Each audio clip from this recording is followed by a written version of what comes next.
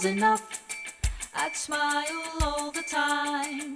Beyond the best of me, there's more than meets the eye.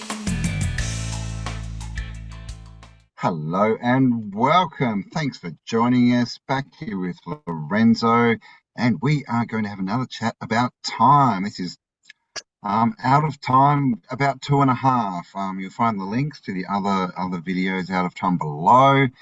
What is time? Are we in it? Are we out of it? Are we out of time? You know, a lot of people think they're out of time, but a lot of people are out of time. Out of time. So, what are your thoughts on this, Lorenzo? Or Well, do you want me to jump? I was actually just had a thought, like, okay, you can be out of time, so you can be out of sync, out of right? sync. Out of time, like in step, right? If you're dancing with someone and you're out of time, everyone else is moving to the groove and you're just not quite in the frequency. Well, like something I do want to bring up, Campbell's right, in the frequency, out of time, out of sync. What's really interesting that came up, and I can't take credit for this, is Kyron Last did a video on time just recently and said, like, who invented time? Where did it come from? Who decided that a week was this long and a second was this long and an hour was this long? You know, people say it's attached to the planets and the circumstances and the moon and the sun moving, but, you know, we've all heard other theories of what's going on up there and in here, especially if you watch Campbell's channel and some of the other channels we've both recommended and watched over the years. So what is time? What is it equated to?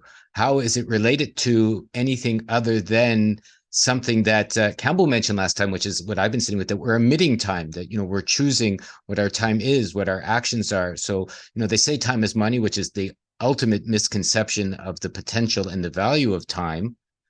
So really, to be out of time, maybe we have to first understand what is time. What is time? I've thought about this a lot. Like, how do you define a second? Where's the person where you go up to and you go, how long's a second? And they're like, that much. What does that even mean, right? Like, the only time there really is daytime, right? Like days, and then you can, you know, add them up into weeks if you want. But really, it's days, months, years. That's the only celestial time we have. But I was just thinking, it's very interesting because to me, time is a box. You know, we hear about the space time, that's a box. And what do they cut it up into, right? 60 seconds, 60 minutes. So you got the 6 there, right? And then we've got this, 6 going through the time 300, as well. 365 or 366 days, you know, in a year, supposedly. Exactly, 366, yeah. And a half. So this is all, and how do you have half a day in a year, right? How do you not have a full day? And this is the kind of crap they do, right? It's like, oh, a year is 365.23489 days, right? What does that even mean? Yeah, it doesn't mean anything. It's just chopping all this, you know, it's compartmentalizing everything, right? And basically it's all the time as far as the hours, minutes, it's all about work, right? How much, you know, do they pay us for what amount of, you know, invented time? You know, and something that even was mentioned in this last video, and I'll put some links if I can find it below, is that, you know, since we mentioned 60 seconds, you know, in a minute, or 60 minutes in an hour, so the 666, and where do you get your time? And then he equated 6 to sex, which is interesting. 6, sex, they're very similar words, 6 and sex. And then you have time, you have sex, you're born, you come into this body, you know, you're in the meat suit, as you say, for most people before they get out of time. So you're given a certain amount of time through the system of sex, quite literally how we're all born, right? So then you get this time. And I almost wanted to call this video a canceling deaths contract, because maybe the time and the 6 that you get, where does it come from? I mean, you're out of time. When you run out of time, you're dead. The ultimate in running out of time, you know, the ultimate in being gifted when you're born, you're given an amount of time, you're given this body that grows. And if you don't deal with it properly, it ages and eventually stops working and dies, like from all of us. So you're born into a system of entropic decline. So this contract you've made with death, let's say by being born even, right? Because everything that's born dies. So canceling death's contract. So what if somehow we were to equate time with death and sex and our ability to create and not create? I mean, it would really give some of the weight instead of, oh, my, $12 an hour, or, or you're getting $22 an hour, or 50, whatever people are doing, trading their time for money, which is, illusionary, or things which will go at the end when you're dead.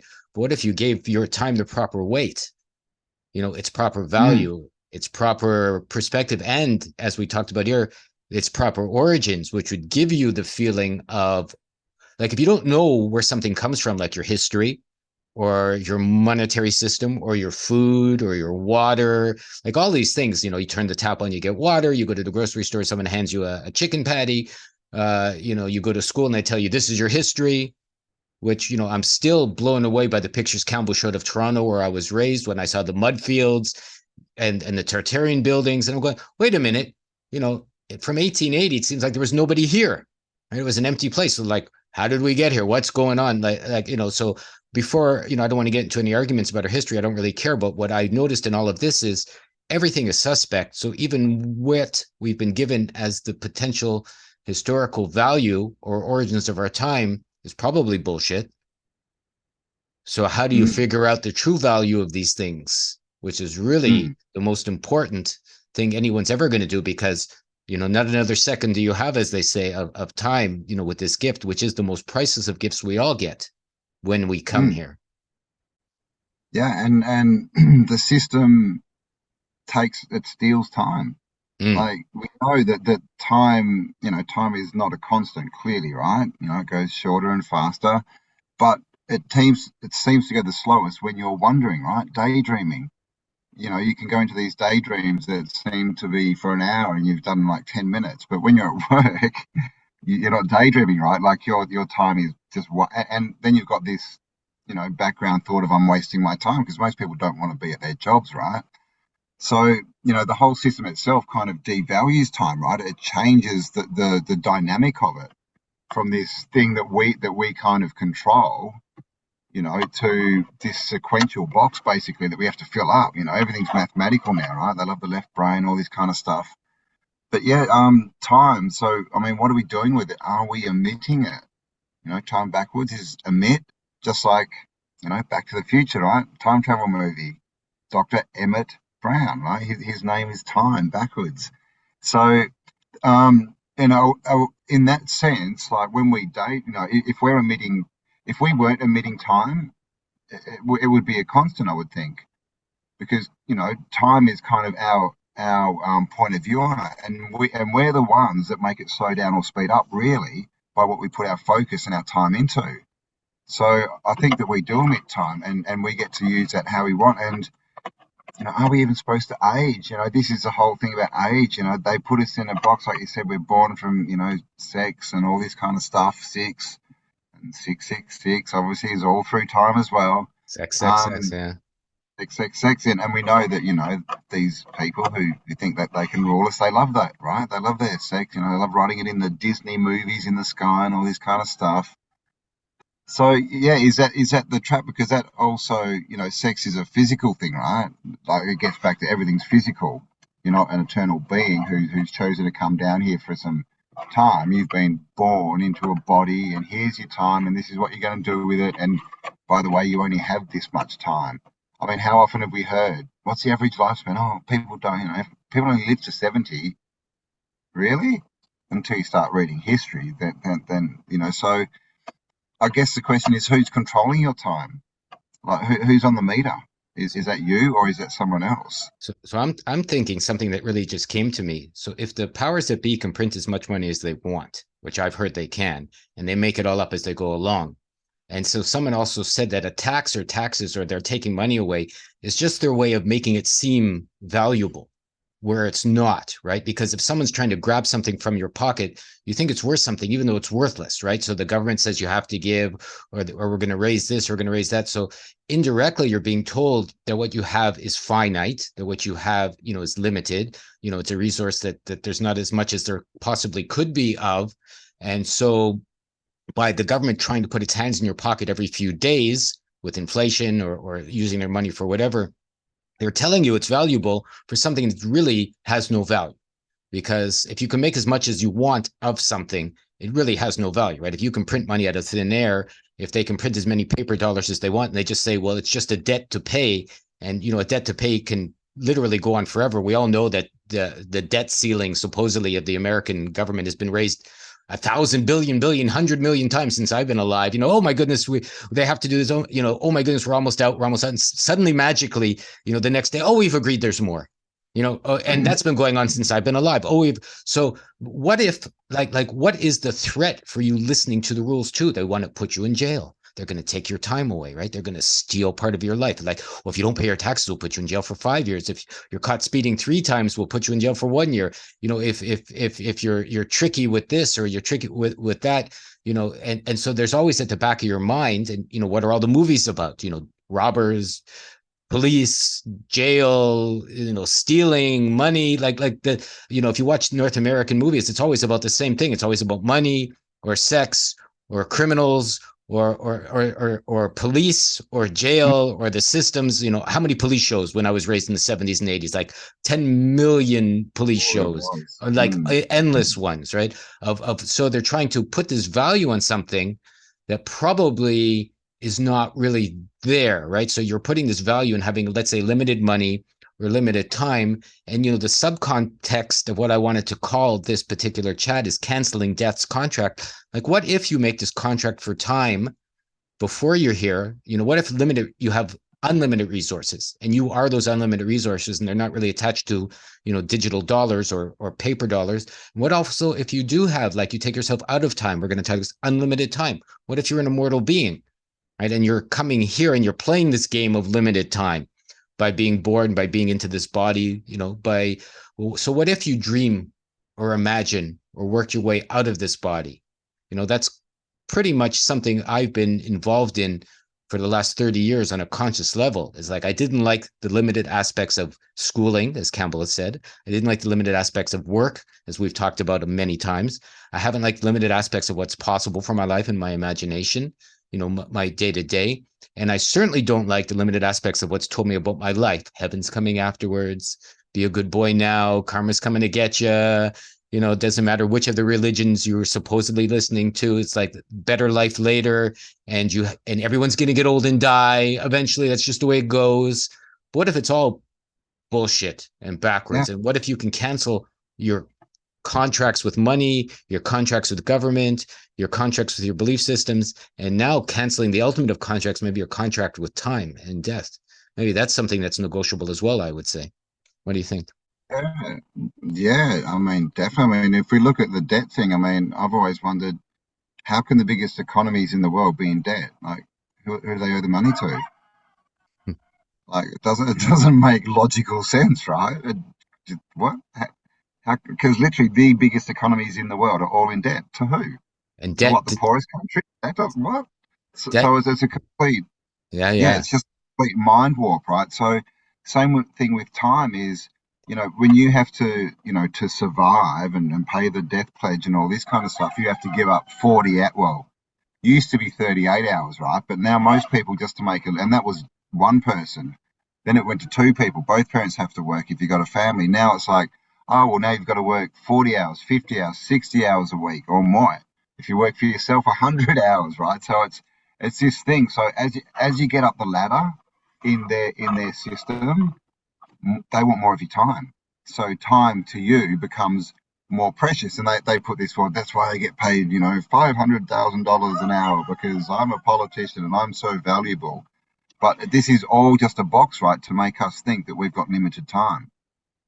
Because if we saw that as, well, I'm an eternal being, so even after this experience, I keep going, it's just all learning, then you've got unlimited time, right? You're not going to be saying, oh, I can't go away for the weekend and smell the roses. I have to do this work, right? You're going to be like, fuck you, work. I've put a week in, And so this is the thing. How do you want to use your time? Because in the end, that's the commodity, right? Really, that's the commodity. It's not really money. It's your time that they're playing with, and they're just linking it to money so that, like you said, it's lack, which is in sales. That's the first rule of sales, isn't it? Create lack. Create lack, or the fear of loss, this kind of thing, right? Or the sort of buy it now, like if you don't get it now, it'll be gone. that's literally how sales work. There's only 3 left. Get them today. You know, yeah. What they're doing, yeah, exactly what they're doing with you at work. You know, like you've got to, you know, if you work and give me more hours, you can get this, and then you'll get this, and then you'll go up the line, and woo-hoo-hoo. And you know, or you'll miss out, right? You know, you don't want to miss out on that job promotion. You don't want to miss out. You know, you'll get a new house and rah rah rah. And then we sit there at home going, I just don't have the time to do it. I'd love to, but I just don't have the time. Well, you do. You've always got the time. What you're saying is, I'm choosing that putting my time here is more valuable, is what you're doing, which is devaluing your time with yourself. It's very, very strange, right? Yeah, isn't it interesting? Debt and death, very similar words. You know, debt and death. You know, almost they sound the same if you say them fast. Yeah. And I was tax. just thinking when you're talking about tax, what do they give you? They give you a tax. They're attacking you. A tax. Well, a tax is the toil, right? A toil is work. Work is a tax. It means it's basically pain, suffering, pain, right? You know, it's all in the words, right? You know, tax to be taxed is like, oh my goodness, you're overtaxed. And if you're overtaxed, you know, you're overtaxed in the heat, or you're overtaxed in your days, you're overtired, overtaxed. Basically, you're exhausted. And then what happens when you talk to old people? Always, oh, I'm tired. I'm so tired. I'm too tired. You want to do something this weekend? I'm too tired. You want to do something new? I'm so tired. You know, like so both parents are tired. Both parents are taxed. You know, and you know what Cambell said, which is interesting, and I do want to reiterate in this chat, everything we're chatting about or talking about is in a practical level, right? So yes, you're an immortal being, right? Yes, you have unlimited time. Yes, they're telling you have less time, but you can't just say, well, I'm an immortal being, I have unlimited time, so I can indulge my energy, right? Because maybe your time is attached to your energy resources, right? So you're born, let's say, with a full cup of juice or a full cup of energy, a full battery in this, you know, meat suit body, what have you, and you spend your energy. Right. So how do you spend your energy? Maybe if you indulge in too much, let's say alcohol or drugs or food, you know, you get tired, or if you work too much, you're spending your energy. But maybe there's the opposite of gaining energy, right? You know, like you become a perpetual energy machine by using your imagination, dreaming better. Like we all know, we go out and walk in a forest, we go play, you go, I don't know what happened. I was tired when I started. Now I could go on forever, right? I feel rejuvenated, right? You know, I had some fun, and suddenly my power is higher and I'm rejuvenated. And you go to work at the end of the week, you're, oh my goodness, I'm so happy that's over. I could barely keep my eyes open. You know, so maybe if you were to equate your time with your power, with your energy, with your desires, with something that gives you energy, which builds up your power, which builds up your desires to make a better life, whatever that is, you know, to go into your heart and see what that wants to do and create a lovely life. You know, so perhaps then your time will be traded for something more beneficial than, you know, dollars on a computer screen or coins jiggling in your pocket, which take your energy. Maybe you'll be able to put your time into other things which give you energy. Well, this is exactly right. Like time, like when people work, I mean, we know, right? They get home, like, I'm just too tired to do anything. So what are they doing? They're putting all their attention and focus on what they don't want to be doing, you know, on what where they don't want to be. And when it's time for them, they don't have the time, or this is what they tell themselves, right? I'm so tired because I've been driving around in cars, right? Tired.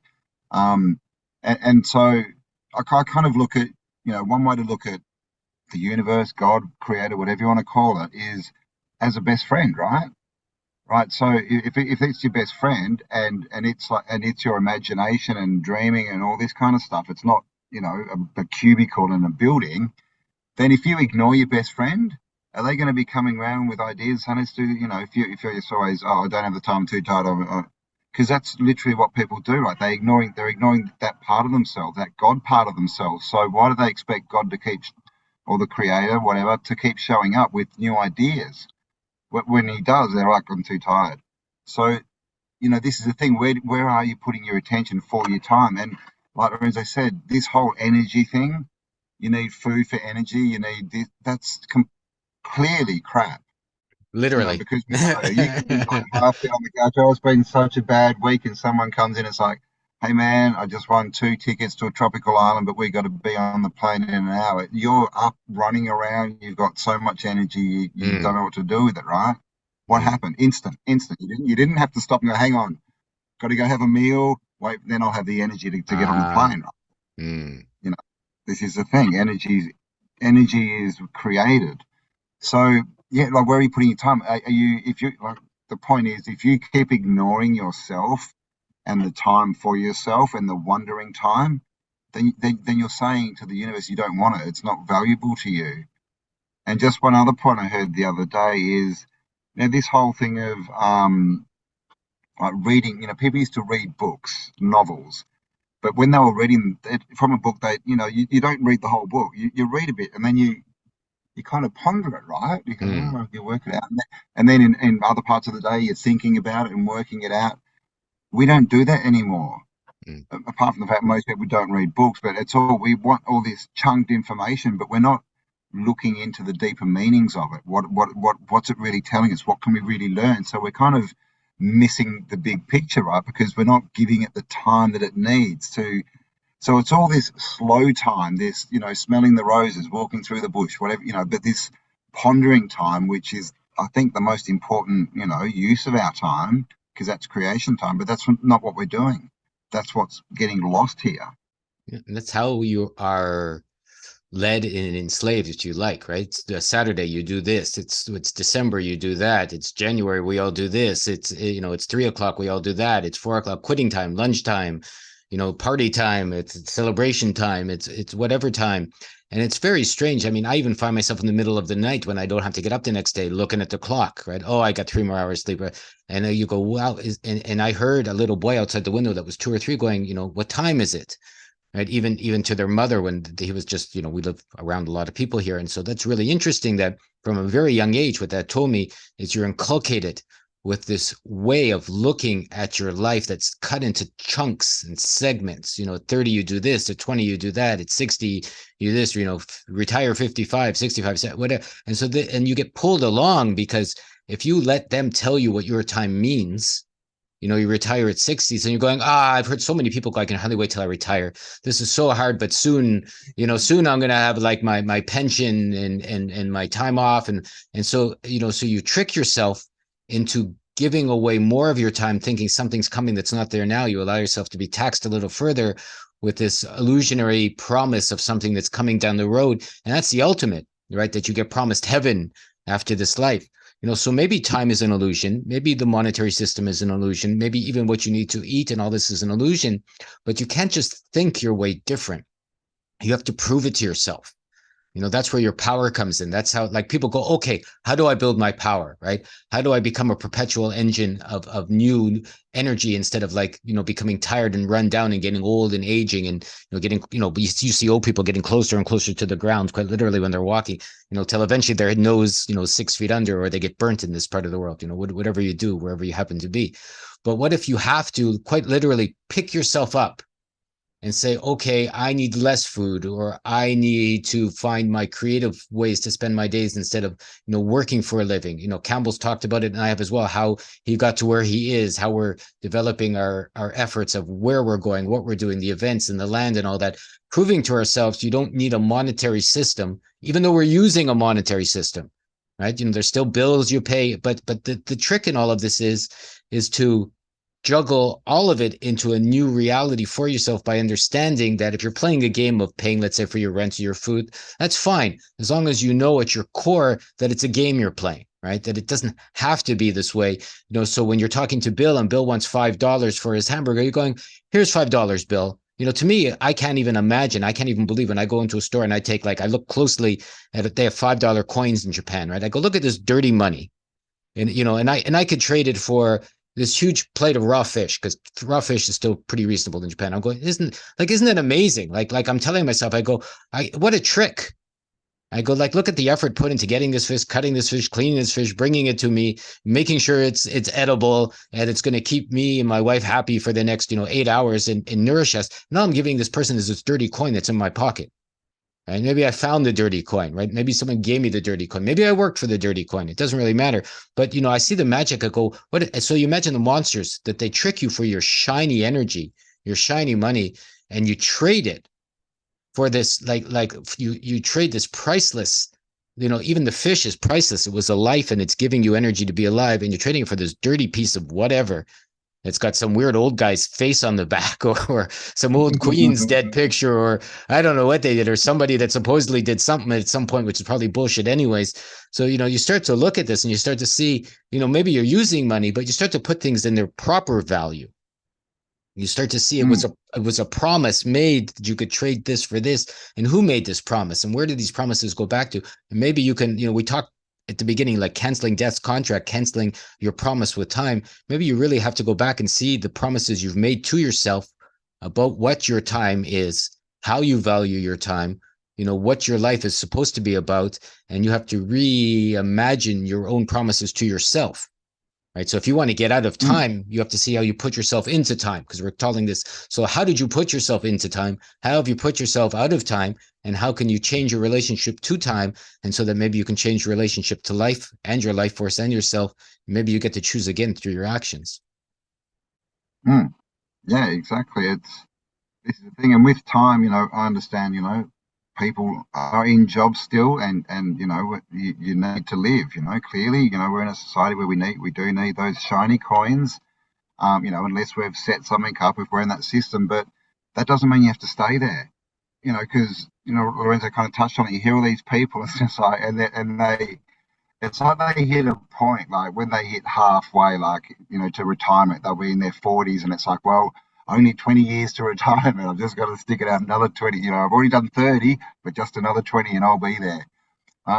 But this is the thing, like in those 20 years, you could spend 5 years doing something on the side or less.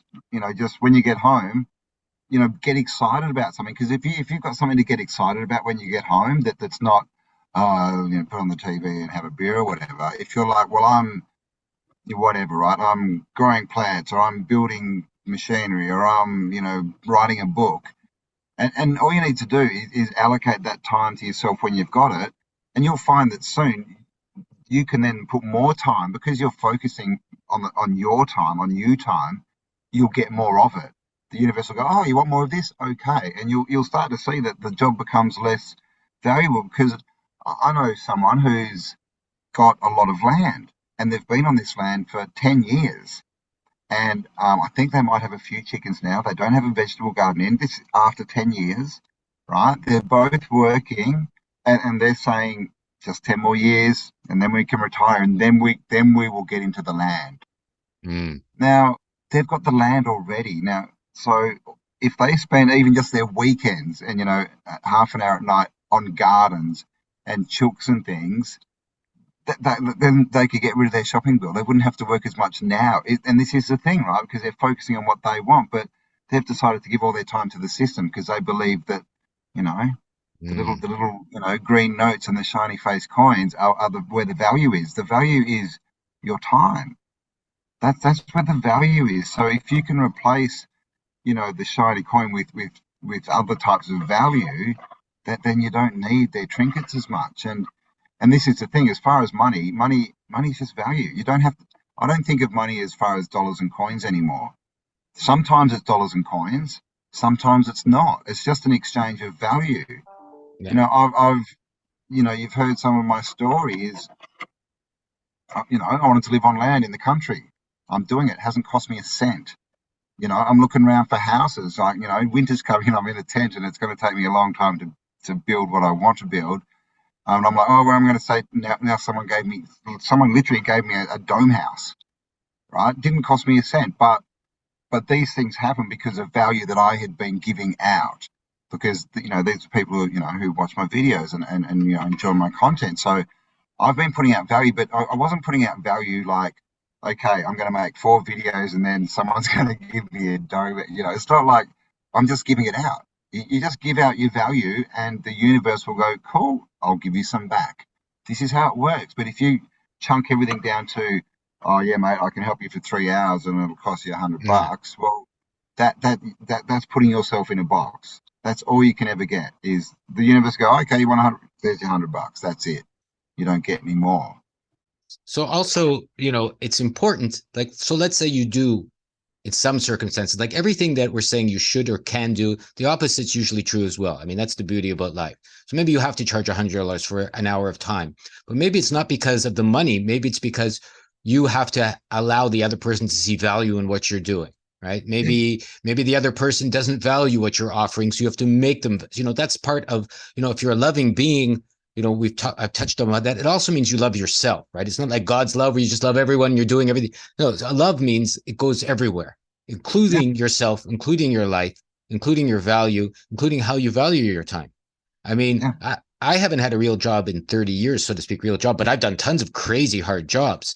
And it's because I also got more than just money out of jobs. I've got new experiences for myself. I could see, like I was watching one guy once when I was living in Alberta, sandblasting the side of a house to clean it or something like that with a machine at the side of the road. And I said, hey, dude, that looks interesting. I'd like to work with you, right? I needed a job at the time. He said, okay, let's go. He goes, you have any experience? I go, no. You ever done this? No. He goes, doesn't matter. Let's do this. And then I went and he had this huge warehouse and he built tiles and he built stains and he made cement floors and he sandblasted, huge rocks with people's address in the front of them for rich people that like that in front of their house. Like, so you could carve like their address and put it in as rubber and then sandblast it out. It would be an impression in the rock after you were done, when you'd have to drive this huge machine with a generator.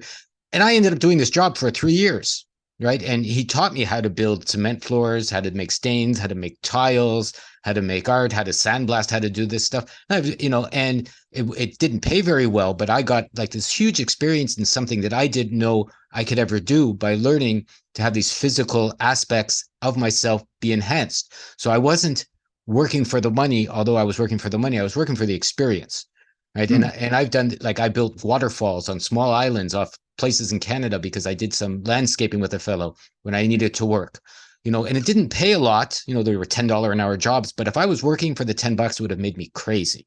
I couldn't have done it. But if I'm working to realize, hey, I can build a cement floor, hey, I can build these tiles. Hey, I know how to build a waterfall now. I knew how to do irrigation. Right? I've cooked in breakfast. I remember cooking for Lawrence Fishburne once. He came in for breakfast in this restaurant I was in when I was in Alberta. They closed the restaurant for him, and I went up to ask him what he wanted for breakfast. And everyone's going, oh my goodness, a movie star. And I'm going, isn't that interesting? Who cares, right? They look like a regular idiot, it's same as everyone. And I'm a regular idiot. Everyone's a regular idiot. So I got that experience, even though I got the chance to cook and do this. So like I gathered all these experiences for myself. So now Cambell and I are doing an event soon. If I have to cook for 100 people, I can do that. If I have to landscape some land, I can do that. If I have to put in a cement floor or build a wall or build some tiles, I can do that. So yes, I got paid for these experiences, but there are also ways that I've increased. We're going back full circle in some ways to this video where I said, well, how do you increase your energy? You increase your energy by doing new things. You do the same thing over and over. It's like a clock runs down, right? You have to, by new experiences, you get new power, whatever that is, new imaginations, new skills, whatever they happen to be or can be for you. It's really up to you to decide what you feel like pursuing in your life as far as developing new skills for yourself. And I learned to belly dance. My wife still laughs at me when I tell her once I traded,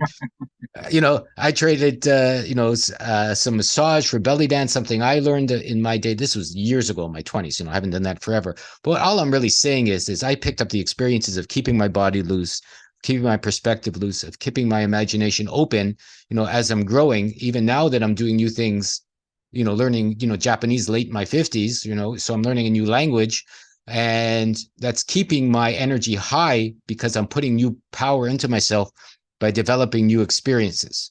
So, and I get paid for some of these, right? I've been paid for teaching English. I've been paid for this. Cambell and I make some money doing our YouTubes. We get paid in trade. The event that we're doing, we don't even know how it happened, but somebody offered us 50 acres, an expensive food truck, a huge Antiquitech light, et cetera, to bring an event to you, which we'll tell you more about soon, even this week, ladies and gentlemen. So please pay attention. It'll be here very soon, the details of what's coming.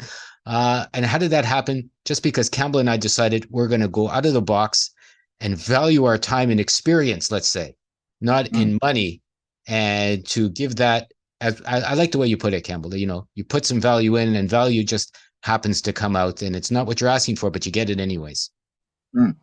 Yeah, exactly. It's never exactly what you're asking for. It's normally better, but yeah, if you're not putting it out there, how can it come back to you, right? Toroid, right? Everything's a toroid. You got to put it out for it to come back. And so how are you using your time? it's a good question to ask. And how do you value your time? Because this is the thing, people, that there's things happening now. A lot of people are, how dare you make money off what you're doing? You should sit there and put all this value and work in and never get, anything back for it. I mean, that's devaluing time, but that's not us. That's the person saying that is telling the world, I don't value myself or my time. Because they can't see their time as valuable as what someone else is putting, a value on their time. And that value, of course, most of the value, the easiest way to trade value at the moment is with dollars, right? It's not the only way, definitely look for other ways. But as far as these things, that's just the easiest way to trade value. And that's what we're doing with dollars. So, with time, and if you are one of these people getting triggered about all this kind of stuff, maybe just instead of yelling at a screen or whatever it is, ask yourself why you don't value yourself and your time, because your time is your life. So the question is, why don't you value your life? And it goes both ways. Why don't you value your life enough that you get triggered when someone says my life is this valuable, but also, if it's something you want to do, why don't you value your life and your time enough to make that happen? To make it happen. I mean, I've done a lot of stuff where, I'm like, well, I don't know how I'm going to make it happen, but I sign up anyway, and I do this, and it just happens, right? Because the intention's there. I'm going to do this. And that's the thing. And I've spent lots of money on things, and with just the knowledge, well, that's going to come back to me. That's value I've put out. It's going to come back to me. So nothing's, everything's reciprocal. Time, value, it's all a cycle, right, that needs to flow. As soon as we chomp that into give and take, it all breaks down. We devalue ourselves. Suddenly we don't have enough time to put out the value that we think the world wants to see, so we can pay our bills and all this. So, I mean, I guess the point is, how are you spending your time? How do you value it? And your time is your life. So if you're getting triggered, even with your job, one thing I was going to say is my last job, I learned something, and that was that I really didn't want to have a job. I really didn't want someone telling me what to do. So that can be the value that you get as well. But did I, quit and yell at the world? And no, I looked around and went, well, I don't want to be here. What else am I interested in? What else can I do? And that's in that job is where I ultimately started this channel. So, go figure, right? Yeah, you can't do to get, you can't give and have any expectations. You end up, I would say, what Cambell's seen and I've seen is you're giving it to yourself, right? When you're becoming a better person, when you're sharing information, this is how you love yourself in that you're making the world a better place. Cambell's increased knowledge, Autodidactic. I've tried to get people to get back to their hearts, to see what their heart's saying so they can figure things out for themselves without anyone telling them what to do. Autodidactic, it's in the words, right? Teach yourself, so no one's telling you what to do. In Love Unlimited, something I've shared, or the New Agora. Come to our website, by the way. Haven't plugged this enough. newagora.ca, new information all the time. Cambell's videos are up there. My videos are up there. Our videos are up there. Links below. I literally put up new information every day. New videos that come from all the sources every day, and it links to our hubs and the events and all these lovely things we're going to be doing. But what it really comes down to is I'm giving this. I used to say, oh my goodness, look at all the work I'm giving. Why aren't I getting paid? Right. And eventually I realized I'm giving it to myself. Right. I'm valuing myself. I'm doing this because I love it. I'm doing this because I want to do it. I'm making sure I'm getting looked after too. And so the world, because I'm telling the world, because we're creators, that this has value, that I have value, that my time is priceless, the world is giving us more than we can imagine. Right. So suddenly your time is worth more than $10 or $100 an hour. It's priceless. So the world goes, yes, your time is priceless. Here's a priceless gift. Maybe it's a flower. Maybe it's something you've always wanted. Maybe it's a relationship. I don't know what's priceless to you, but the world will give you back what you give, and not because you deserve it, not because even you've earned it. It's more obviously in some ways, but simply because you're asking for it in a loving fashion, I would say. Oops. Yeah, I agree. It's just putting it out there from a perspective of you're valuable enough to receive it, right? You're good enough to, and it's got nothing to do with being better or worse than anyone. It's just like, yep, I'm worthy of this, so I'm going to ask for it, and then it comes. As soon as you're not worthy, it's like, oh, I want a Porsche just because I'm that rich bastard gets a Porsche. you're not getting a Porsche. I can tell you right then. But if you're looking around like for grateful, wow, I've got this and this and this, and I've got these skills I could work, and then I could get a Porsche if I really want one. Then you'll be, and you'll work out 10 years of you'll get it in less than half of that if you're putting the intention out. This is how it works, and that again proves that time doesn't really exist. So I think the thing is how do you value your time, which is how do you value yourself and your life? And these are good questions to ask. And are you putting that intention out to the universe, the creator, your best friend, that you appreciate the time that you have, that you appreciate your imagination, that you want to spend more time pondering, wondering, and wandering, right? Because and the way to do that is to do that. Start wandering. If you've got 5 minutes a day, wander for 5 minutes a day. Before you know it, you'll be wandering for 15 minutes a day. And then it'll be an hour, and you'll turn around and go, how did I get here? Yeah. And then you'll remember it was you. Get up a half an hour early, stay up a half an hour later, whatever, take half the time for lunch, whatever it takes. Whatever it takes. You can always find the time, to make time for your life, for your wonder. It's a good way to put it. Maybe we'll call this video Time's True Value. The topic's gone along, but your priceless time, and figure it out, what it means for you. Put it to work. If you don't like it, change it. Don't complain. Don't blame. Worst things you could possibly do, because you're giving your power away, and see what you need to do for yourself as you move forward in your life. Indeed. It's all up to you, and it's all within you. So put it out there, I guess. There you go. You are the master of time, right? Oh, the master time lords. Oh, maybe we'll call it the master of time. Maybe I love it how these things could, the master of time. Either way, beautiful. Be a master of time. This is amazing. Maybe we've come to the end of our time on this particular chat. It seems we may have. Yes, we have. So to master time, be the master of time. All right. Okay. Mastering time. We'll get this out. I'll put it up soon. It'll be on my channel, then Cambell's channel, then all around and everywhere else. Please like and subscribe. We'll leave our links below. Freedom's calling you. 2-for-1 special for the summer. Bring a friend. It's full price, but bring a friend, so I guess you guys can shake hands and pay half each and figure it out. Join our course. Whatever works for you. We have links below to lovely products and services and all those things. If you don't want to give us a penny, you also don't have to. This will be free. I guess you just need an internet connection. You got to pay someone for that, or borrow one in the library, to watch the video anyway. So somehow you're putting some energy into being here. Maybe you had to buy a computer or a phone, but in some ways you got to pay for everything one way or the other in this crazy world. Today, but they like this, but they don't want to admit that they've given Bill Gates money to be watching us. Yeah, I know. You've had to give Bill Gates money, or if you're in Canada, you get, there's only 2 ways to get internet, and they're both from the monsters that be. There's, I guess, Bell or I don't even know anymore. I haven't lived in Canada for so long. But either way, you got to pay something to be something. Nothing's free and everything's free. Work it out for yourself, be free. And we love you all very much. So yes, we do. So yes, give us a link, all that. Give us a link below. Give us a like, subscribe, comment, all that kind of stuff. And we will be back every Friday. We'll be doing a live. So catch us then 7 a.m. Australian Eastern Time. Don't know what that is anywhere else. 6 a.m. in Japan, awesome. And then I think it's 2 p.m. Pacific time the day before. There you go, 5 p.m. Eastern. I figured it out since we're working in lots of time zones. So we'll see you then. It'll be on Cambell's channel, the live thumb, as we get it put together. And if anybody has any questions, suggestions, all intelligent participations, and I'll underline intelligent participations and suggestions are welcome. Yes, or you can send us hate mail and we'll ignore you. All right, bye for now, everyone. We'll leave it at that, and we'll see you soon. If self was enough, I'd smile all the time. Beyond the best of me, there's more than meets the eye.